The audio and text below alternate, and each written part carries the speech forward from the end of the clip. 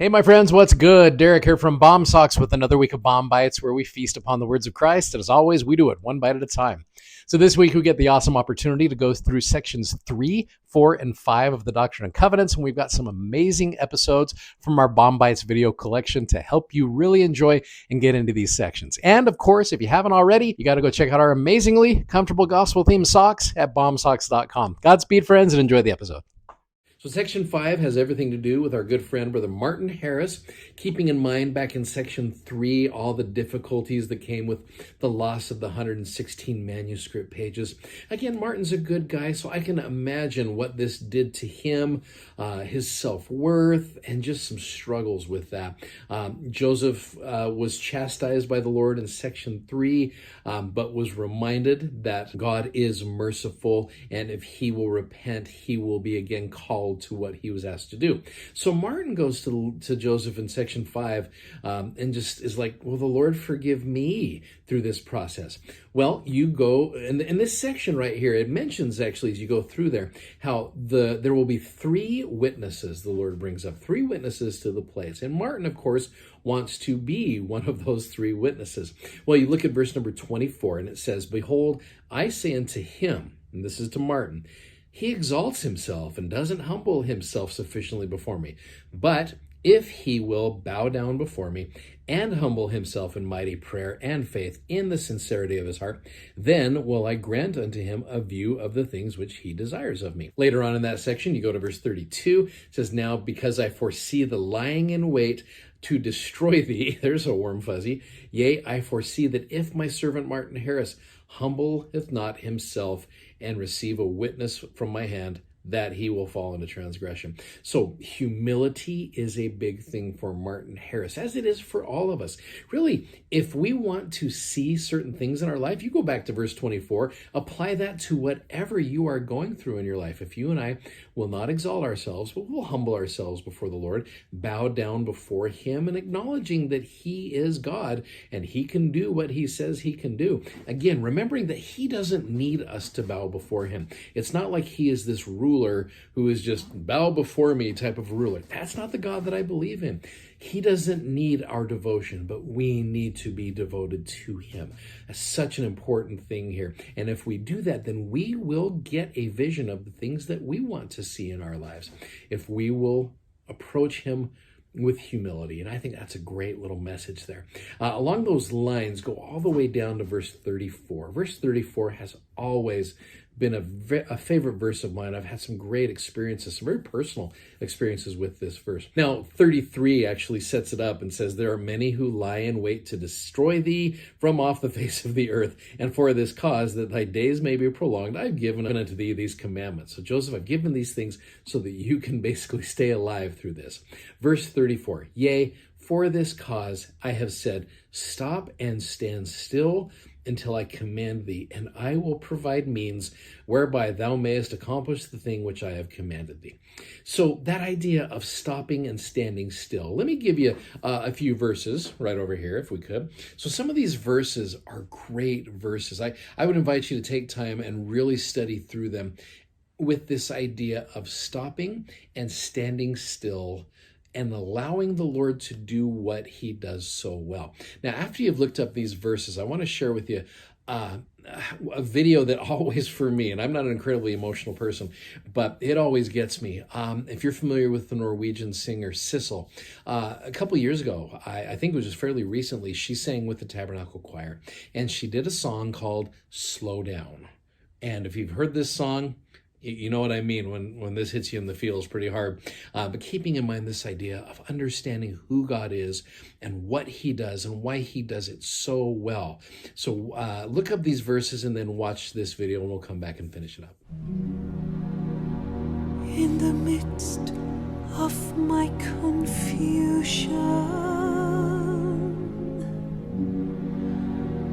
in the time of desperate need,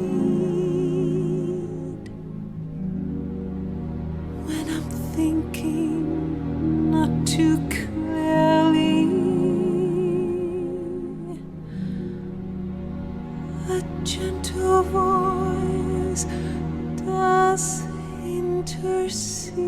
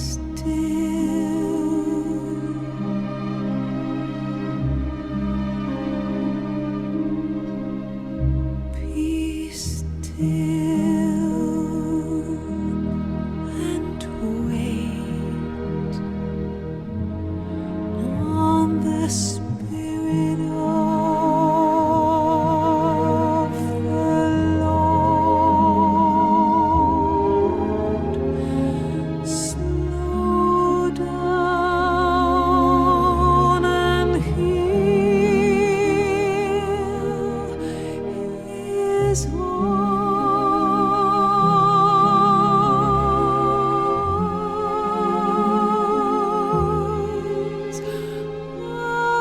know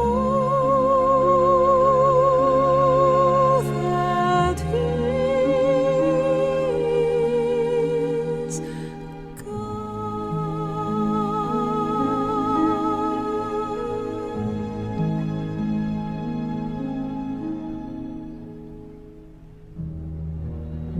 in the time of tribulation,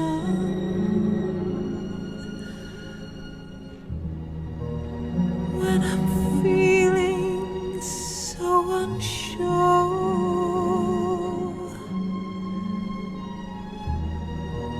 when things are pressing in about me,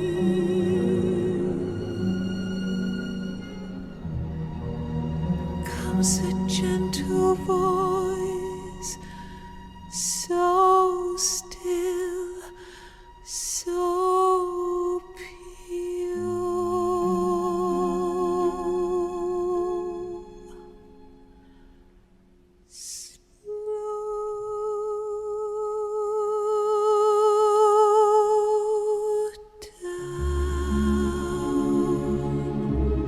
Slow down,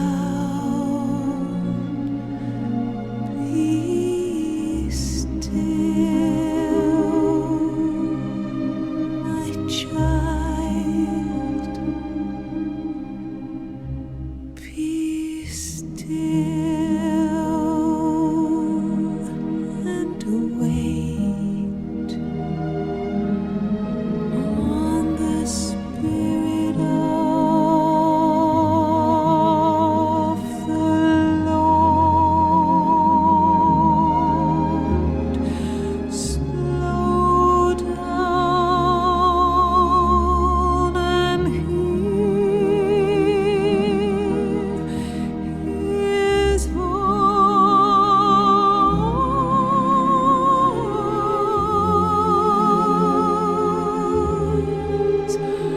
and know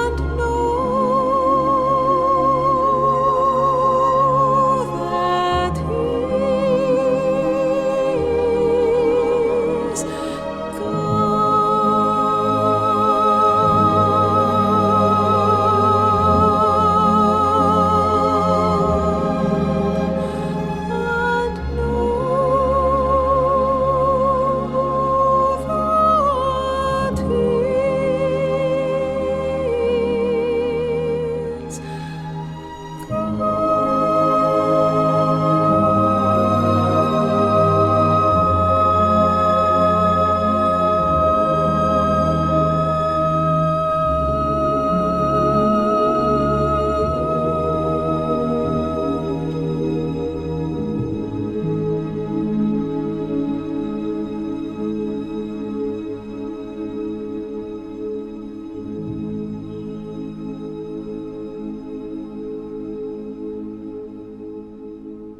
Such a beautiful song. I love that one.